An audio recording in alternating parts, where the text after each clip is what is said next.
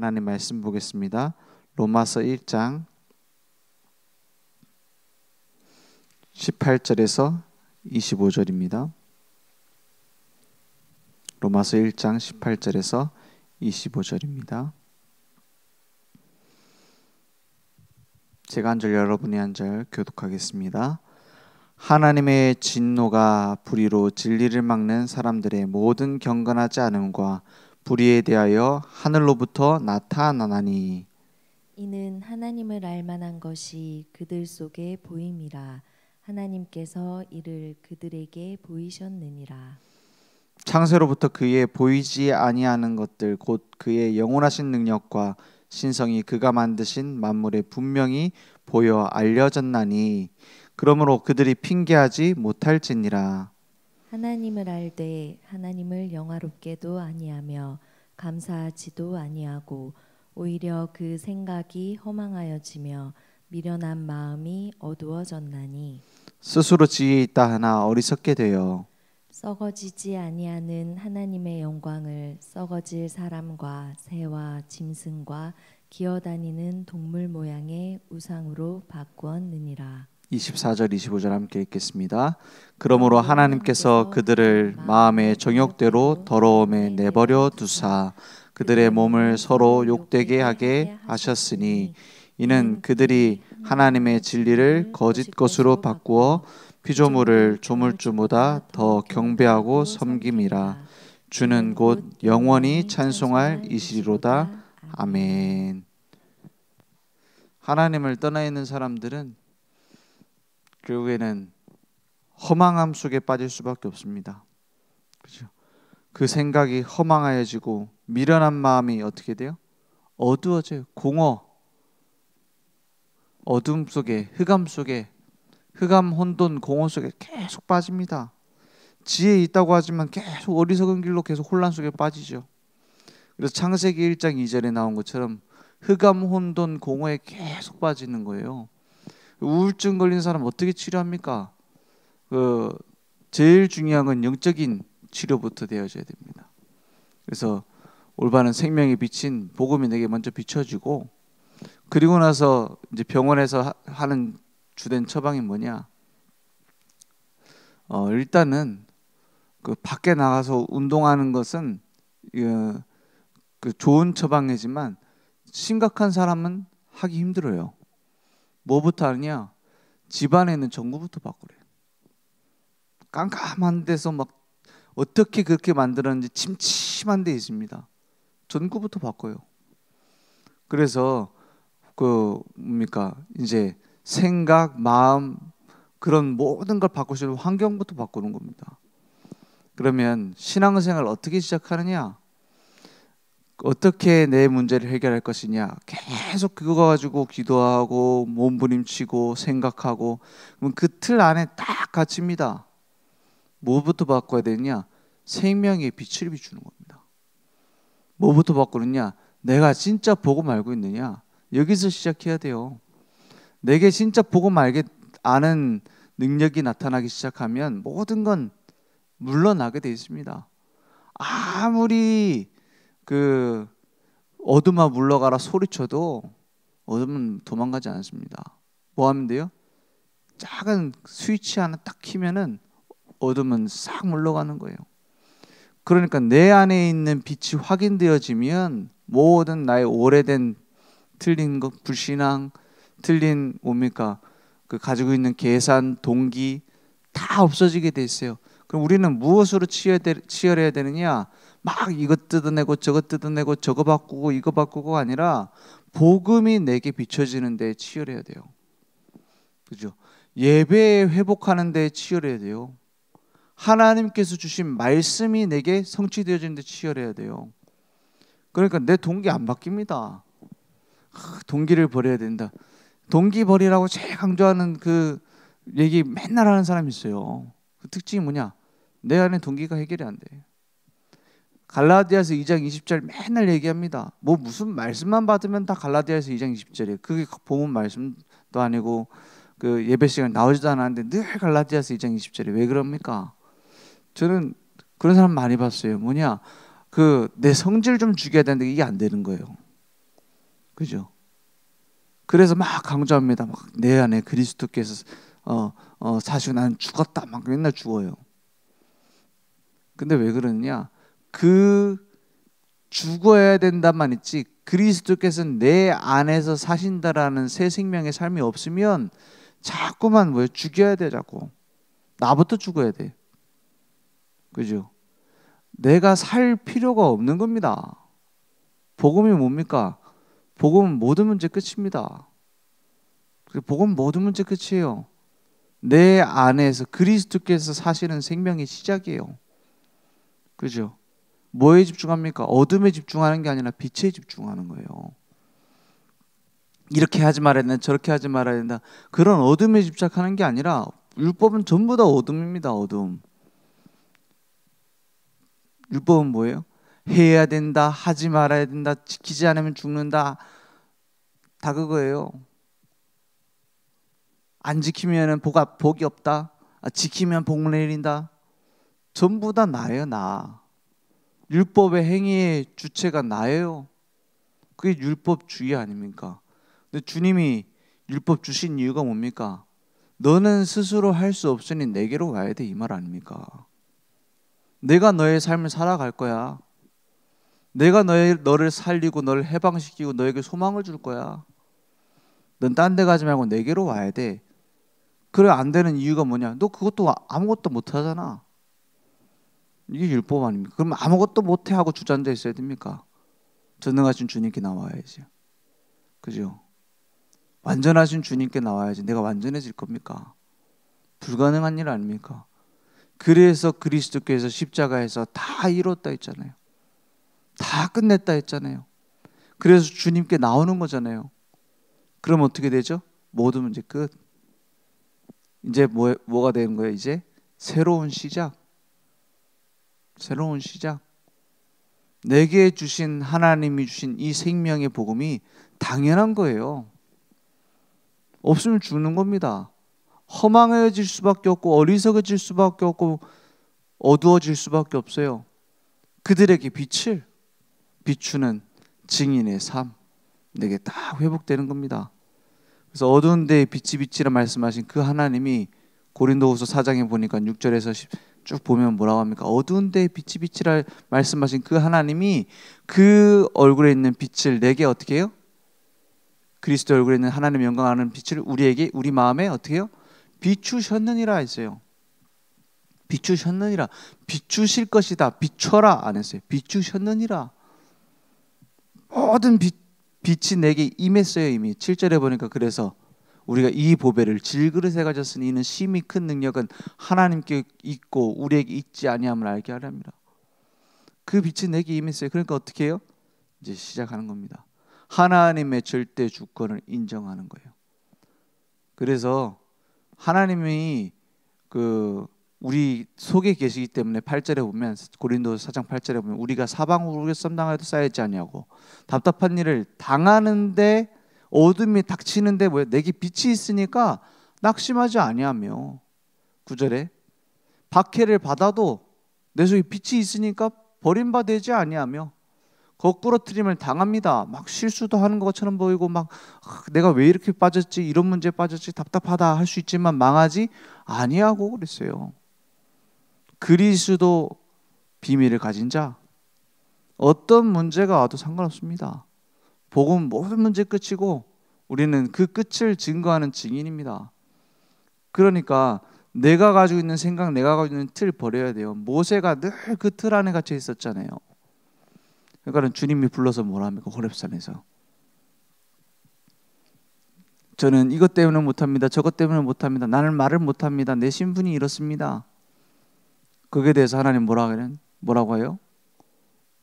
내가 여호와다. 스스로 있는 자다. 내 강한 오른팔로 너와 함께하겠다. 그래도 안 들어요. 그러니까 막 나중에는 뭐 죽인다 살린다 하고 불러가 버린다 막 이런 식으로 해서 결국 보내버리잖아요. 그래서 하나님하고 나하고 안 맞을 때 많아요. 맞을 수가 없어요. 전능하신 주님과 절대 주권을 가진 주님과 그저 그런 나랑 통할 수가 없잖아요. 내 수준은 그런데 그럼 어떻게 하면 됩니까? 신뢰하면 돼요. 믿으면 됩니다. 주님이 내 삶을 만들어 가신다. 그게 절대 주권 인정 아닙니까? 내가 막 잘 믿고 내 믿음이 강하고 그런 말이 아니잖아요. 주님이 어떤 분인지 알면 맡기게 되잖아요. 그렇지 않습니까? 하나님이 어떤 분인지 체험할수록 내려놓게 되잖아요. 그렇지 않습니까? 절대 주권 가지신 주님이 나와 함께 하심을 확인할수록 버려지잖아요. 그 내가 최고의 운전수가 옆에 타 있는데 위험한 울퉁불퉁한 길을 가는데 너무 불안하다. 운전대 맡겨버리면 되잖아요. 그게 신앙생활 아닙니까? 너무 쉬운 거예요. 그죠? 갈수록 단순해지는 거예요. 어떨 때는 뭐 누워 자도 돼요. 중요한 건 무슨 싸움에서 치열해야 되냐? 주도권 싸움에서 치열해야 돼요. 누가 나의 삶을 이끌어가고 있냐? 주도권이 누구에게 있느냐? 내가 붙잡고 있습니까? 그걸 놓란 말이에요. 그죠? 내가 억지로 놓는다도 아니에요. 내가 늘 복음으로 새롭게 아침, 밤으로 시작하는 겁니다. 하루에 10분이라도 내 주인의 자리에서 내려오고 주님이 나를 이끌어 가시는 축복을 누리면 나머지 23시간 50분은 주님이 바꾸게 돼 있어요. 그죠? 그래서 아침, 밤으로 집중해서 기도해라. 망대를 세워라. 무슨 말입니까? 내가 막 기도하면은 하나님이 빠치지 않고 기도하면은 매일 망대를 세우면 응답한다 이 말입니까? 작은 시간이라도 주님의 망대가 내 안에 세워지면 모든 어둠은 물러가게 된다 이 말이에요. 그죠? 이거 점점 바뀌게 돼 있습니다. 복음의 능력 속에 내게 들어오면은 복음의 능력이 내 안에 들어오면 응답이 아니라 응답의 자리에 내가 딱 가게 돼 있어요. 내가. 그래서 하나님을 인식할 수 있도록 모든 계시를 이미 다 주셨어요. 그래서 핑계치 못한다 했어요. 로마서 1장 쭉 내용을 보면은 그 죄 속에다가 버려둔다라는 말이 많이 나옵니다. 이게 하나님 떠나 있는 영적인 무슨 상태예요?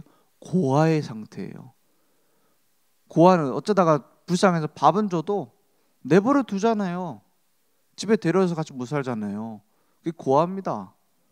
하나님 떠나 있는 사람들의 모습이 뭐냐? 영적 고아의 상태예요. 제가 요즘은 고아원이라는 말을 쓰지 않죠. 뭐 보육원 뭐 이런 단어를 씁니다. 왜냐하면 고아원이라는 말 자체가 좀 약간 내가 고아원 출신이다 좀 그러면 좀 그렇잖아요. 그래서 약간 좀 뭐 보육원 무슨 시설 이렇게 표현을 하죠. 그런데 이제 복음 전할 일이 있어갖고 간 적이 있어요. 갔는데 애들이요 딱 다른 아이들이랑 다른 점이 있어요. 뭐냐? 처음 만난 사람인데 막 따라와요. 보통 애들은 어떻지? 처음 만나면 약간 낯가리잖아요. 저 사람 뭐지? 이렇게 저 사람 왜 나한테 친한 척하지? 경계하잖아요. 근데 그 아이들은 막 따라와가지고 막 인사하고 막 이렇게 하는 거예요. 그래갖고 저 처음 봤을 때는 애들 성격이 되게 좋고 교육이 잘 됐는가 이런 생각이 들었어요. 근데 쭉 그 시설장님하고 얘기를 하니까는 그런 게 아니에요. 혹시 나 데려갈까봐, 그죠? 혹시 또 올까봐, 또 다음에 또 좀 찾아왔으면 이런 마음으로 막 이렇게 한다는 거예요. 참 안타깝더라고요. 그게 그러면서 무슨 생각이 드냐? 하나님 떠나 있는 사람들은 이렇게 몸부림치지 않겠는가? 그죠? 영적인 고아입니다. 그래서 막 뭘 찾아다녀요. 그래서 저는 솔직히 뭐 대학 교수나 돼서 뭐 훌륭한 사람이 돼가지고 막 이상한 사이비 이단에 빠질 수가 있느냐? 이해는 됩니다. 왜냐? 계속 뭔가 찾아다녔던 거예요. 근데 진짜 아버지를 못 만났거든. 그렇지 않습니까? 그러니까 뭐라도 따라가게 돼 있는 거예요. 하나님 떠나 있는 인간의 공허함이라는 게, 허망함이라는 게, 혼란스러운 그 상태를 어디든지 막 하려고 하는 거예요. 그래 조금 막 와가지고 막 조금 집중시켜주고 막 뭡니까? 틀린 거 갖다가 막 집어넣어주고 그런데 빠지는 거예요, 사람들이. 그러면 올바른 길을 아는 우리가 말 안 하면 어떻게 됩니까? 그죠? 찾아와야 되는데 하나님의 자녀들을 찾아와야 될 그 중요한 책무가 내게 있는데 거기에 관심이 없다? 그럼 재앙입니다. 그게 뭐가 죄입니까? 뭐가 죄입니까?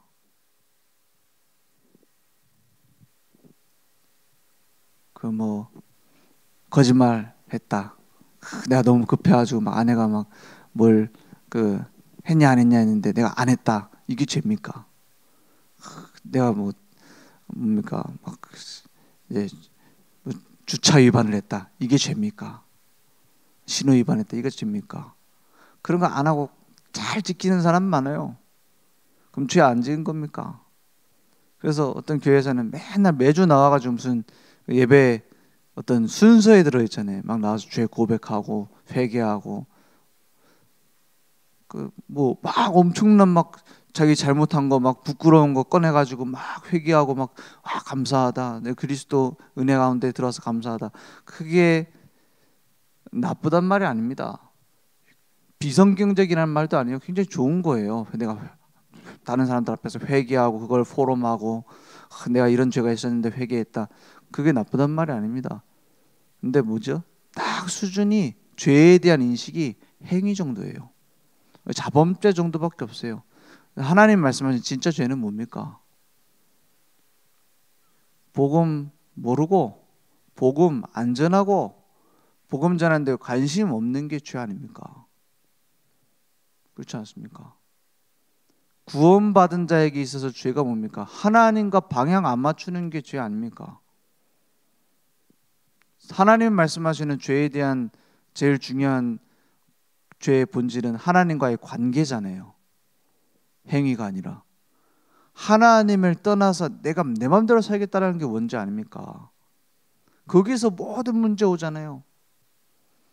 우리의 삶이 하나님과 방향 맞추는 걸 보고 회개라고 합니다. 그러면 그게 슬퍼요? 회개는 할수록 기쁜 거예요. 그죠? 회개할수록 내 안에 진정한 행복이 나오는 거예요. 왜냐? 하나님과의 화해니까. 부모님하고 화해하면은 불행합니까? 화해됐는데 슬픕니까? 틀린 소리잖아요. 완전 유교적인 세상 아닙니까? 그렇지 않습니까? 복음은 회개할수록 행복이, 회개할수록 하나님과의 함께하는 기쁨이 회복되게 되어 있습니다. 하나님의 절대 주권을 인정하고 주님과 방향 맞추는 게 회개예요. 그렇지 않습니까? 한나가 늘 틀린 기도했어요. 아들 달라고 기도했겠죠. 근데 교회 가보니 그때는 뭡니까?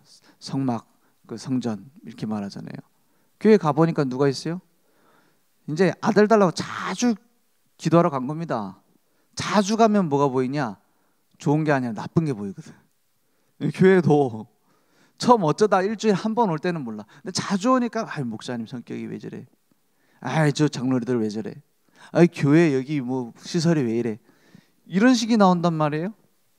근데 그걸 틀리게 보면은 불신하게 됩니다. 그렇죠? 한나는 정확하게 본 거예요. 뭘 봤냐? 엘리 제사장 복음 안 전해. 말씀이 없어. 더 큰 문제, 그 후손들이 제사장의 아들도 제사장 되거든요. 그런 시대 아닙니까? 후손들이 뭐 하고 있어요? 그 안에서 막 음행을 하고 범죄를 하고 뭐 하고 있어요? 막 그 성물 팔아가지고 막 뭡니까 제사 지내는데 막 그 횡령 해먹고 이런 모습들이 자주 가니까 보인단 말이에요. 그런 모습들이 아들 달라 할 게 아니구나. 그 기도에는 하나님이 응답을 안 해줘요. 우리가 가지고 있는 내가 좀 해결해야 되겠다 이 문제 하나님 관심 없어요. 이 문제만 좀 해결되면은 주님 거기 하나님 관심 없어요. 뭐에 관심 있어요? 너희는 먼저 그의 나라와 그의 의를 구하라. 그리하면 그 모든 것들은 더하여 주시리라 했어요. 하나님이 원하시는 계획을 찾았어요. 아들 말고 하나님이 필요로 하시는 나시린을 주시면 내가 젖을 때면 맡기겠다. 주님께 그냥 온전히 드리겠다. 나시린을 서원했어요. 저 같으면 못할 것 같아. 왜냐? 때가 가까이 올수록 더 힘들 것 같아. 왜냐? 맡기는 그 교회가 이상한 교회잖아요. 그죠? 그나마 그래, 엘리제 사장 그렇다 쳐요. 누구 보고 배우겠어요? 보통 남자애들은 형들 보고 배우거든. 그 나쁜 거 배우면 어쩔 겁니까? 근데 알아요. 뭐냐? 하나님이, 정확하면 하나님께 맡긴다 이것도 아니에요. 하나님이 내게 주신 약속에 맡기는 거예요. 그죠? 하나님이 내게 이루시겠다고 주신 말씀에 맡기는 거예요. 그러니까 사무엘이 나왔잖아요. 그렇지 않습니까? 그것만 봐도 그렇습니다. 우리는 내 문제 붙잡고 있지 마요. 뭘 붙잡아요? 그 문제를 주시고 이루시고 만드실 수 있는 주님을 붙잡아요. 그렇지 않습니까? 그 절대 주권을 인정한다는 거 아닙니까? 저는 이번 주 말씀 받으면서 제일 마음에 담았던 겁니다. 내가 가지고 있는 문제, 내가 가지고 있는 그런 예틀, 그걸 버리는 데 내가 치열해야 되겠다. 절대 주권을 인정하고 그리스도만 증거되는 성령의 역사가 내 안에 일어나는, 하나님의 말씀이 내게 성취되어지는, 그래서 구원받은 하나님의 자녀로서 살아가는, 거기에 하나님 자녀답게 살고 있느냐, 거기에 집중하는 거예요. 그러니까 뭐가 나옵니까? 내 삶이 선교지가 되잖아요. 하나님이 세밀하게 생사화복을 주관하시는구나 보이잖아요. 그럼 뭐 천국 지옥 얘기는 왜 자꾸 얘기합니까? 한 번 죽는 것은 사람에게 정해진 것이 그 뒤에 심판이 있다. 이게 왜 우리의 발판입니까? 믿음에는 뭐가 나와요? 결단이 나와요. 영원한 것이 하나도 없는데 영원한 건 딱 하나입니다. 뭐가 영원해요? 예수가 그리스도 되신 이 복음의 진리만큼은 영원해요. 그리고 그 복음을 전하는 것이 영원합니다. 그 열매가 영원해요. 무엇을 위해 살겠냐 이 말이에요. 거기 결단하는 겁니다. 그럼 전도자의 상급이 영원합니다. 그 영원한 것을 위해 사는 인생 되기 원합니다. 그래서 우리는 하나님의 망대의 망대직이에요. 그 망대를 내가 지킨다도 아닙니다. 그 망대를 내게 주셨어요. 하나님이 나의 망대 되시고 그 안에 나는 들어가 있는 거예요. 그러니까 망대는 뭐 하는 데입니까? 거기서 막 적군이 쳐들어오면 알리고, 위험한 사람이 위험에 빠졌으면 도와주고 살리고 해방하고 소망 주는 거 아닙니까?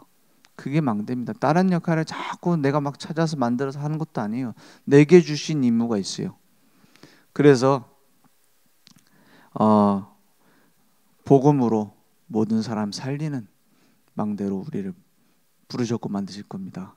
말씀만 따라가면 되고 하나님과 방향 맞추면 돼요. 오늘 그 응답이 회복되기 원합니다. 기도하겠습니다. 하나님 감사합니다. 하나님은 다 알고 계시고 만들고 계신 믿습니다.